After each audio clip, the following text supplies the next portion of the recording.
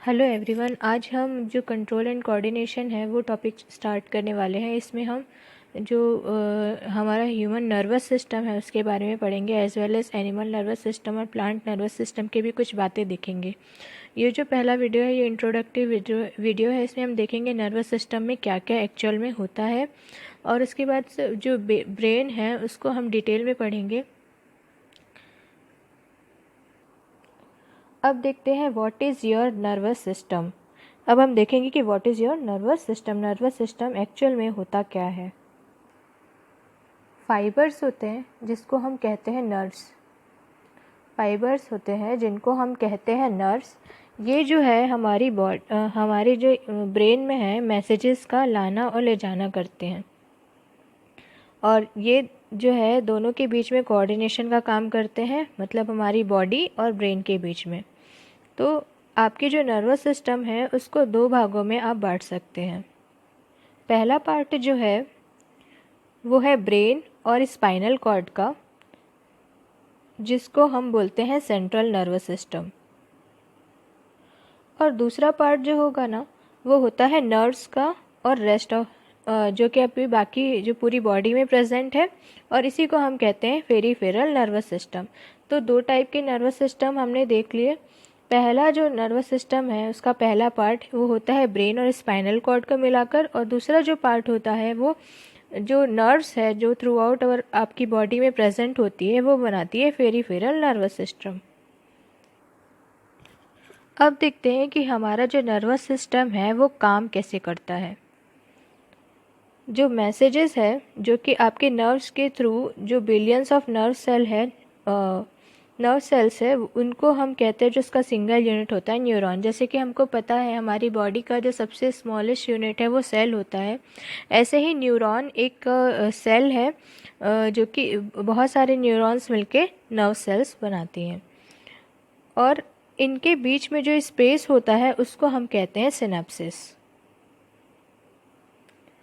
और ये जो न्यूरॉन्स होते हैं, नर्व सेल्स होती हैं, वो एक दूसरे से कनेक्टेड होते हैं एक केमिकल के थ्रू, जिसको कहते हैं न्यूरोट्रांसमीटर्स। ठीक है, जो हमारे सिनेप्सिस में मूव होते रहते हैं एक न्यूरॉन से दूसरे न्यूरॉन में। और जो न्यूरोट्रांसमीटर के जो दो टाइप्स है उसमें एक है डोपामाइन और दूसरा है सीरोटोनिन। तो एक बार फिर से हम रिवाइज कर लेते हैं कि हमने अभी भी क्या क्या पढ़ा। तो हमारा जो बॉडी में जो मैसेज ट्रैवल जो होता है वो थ्रू होता है नर्व सेल के थ्रू, और ये नर्व सेल्स किससे मिलके बनी होती है या किसको कहते हैं, तो वो कहते हैं न्यूरॉन्स को। न्यूरॉन्स भी एक टाइप की सेल है, ठीक है। और जो न्यूरॉन्स हैं उनके बीच में जो स्पेसेस होता है उसको सिनेप्सिस कहते हैं, और ये सिनेप्सिस एक केमिकल के थ्रू जुड़े होते हैं जिसको कहते हैं न्यूरोट्रांसमीटर। और हमने न्यूरोट्रांसमीटर का जो दो टाइप है वो देखा, एक देखा डोपामाइन और दूसरा देखा सेरोटोनिन। ये जो मैसेज जो भेजे हैं थ्रू दिस न्यूरोट्रांसमीटर, ये प्रोसेस कंटिन्यू चलती रहती है जब तक कि मैसेज जो है वो अपने राइट प्लेस तक नहीं पहुंच जाए। और कुछ जो ऐसे मैसेजेस रहते हैं वो 200 माइल्स पर आवर की स्पीड से भी ज़्यादा से ट्रांसमिट हो सकते हैं। इस तरीके से हम जो मैसेजेस है वो हमारी बॉडी से हमारे ब्रेन तक पहुंचती है, और थ्रू स्पाइनल कॉर्ड। अब एक एग्जांपल देखते हैं। जैसे कि अब मान लीजिए अगर किसी नुकीली सतह पर आपने पैर रख दिया है, तो नर्व जो है आपके फुट के पास वो मैसेज कहाँ सेंड करेगी, न्यूरॉन से न्यूरॉन तक। ऐसे करके आपका जो सेंट्रल नर्वस सिस्टम है ना वहाँ तक ये मैसेज भेजेंगी, हे इट्स हर्टिंग। तो इस तरीके से ब्रेन जो है वो फिर रिस्पॉन्ड करेगा स्पाइनल कॉर्ड के थ्रू, और वो फुट को ये मैसेज भेजेगा कि आप वहाँ से हट जाओ। अब देखते हैं कौन सी ऐसी सिचुएशंस है या कंडीशन है जो आपके नर्वस सिस्टम को अफेक्ट कर सकती है। आपके नर्वस सिस्टम में बहुत सारे प्रोटेक्शन रहते हैं, जैसे कि हमारा ब्रेन जो है वो स्कल के थ्रू जो है वो घिरा होता है। वैसे ही आपकी जो स्पाइनल कॉर्ड है वो छोटी छोटी जो बोन्स होती है उससे कवर होता है, जिसको उस स्पाइन को हम कहते हैं वर्टिब्राई। और इनमें थिन कवरिंग्स भी होती है मेम्ब्रेन्स की।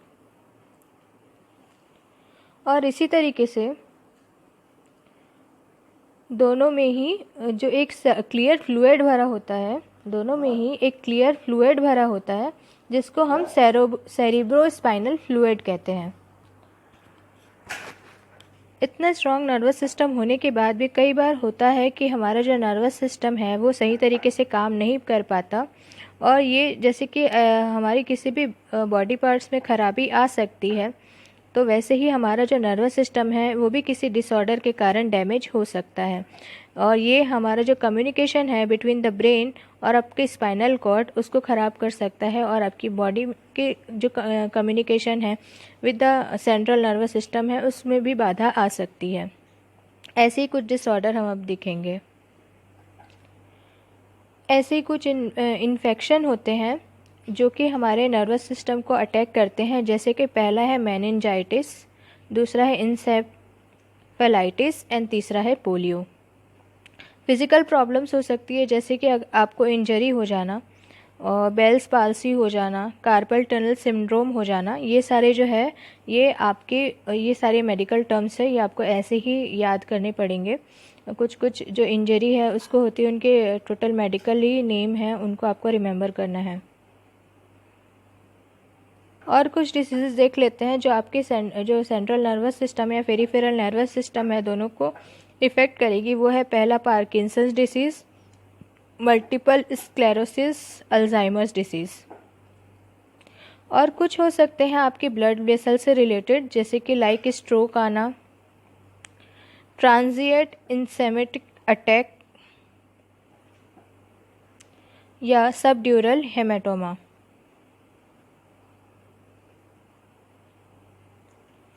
जब आपकी जो ब्रेन है उसमें ब्लड का कलेक्शन हो जाता है या ब्लड कलेक्ट हो जाता है, जैसे कि सीरियस हेड इंजरी होती है, इसी को हम क्लॉटिंग कहते हैं। अब ये क्वेश्चन आता है कि आप अपने नर्वस सिस्टम को हेल्दी कैसे रख सकते हैं। जैसे कि other parts of your body आप जैसे उसका ध्यान रखते हो, वैसे ही आपके जो ब्रेन है उसको भी स्लीप की ज़रूरत पड़ती है, ताकि वो रेस्ट कर सके और रिपेयर कर सके। तो जितनी अच्छी रेगुलर आप स्लीप लेंगे, जो आइडल आवर्स होते हैं 6 to 8 आवर्स अ डे, तो ये जो है वो एक शेड्यूल बनाता है आपके ब्रेन को अच्छी तरीके से, आपके नर्वस सिस्टम को अच्छी तरह से काम करने में मदद करता है।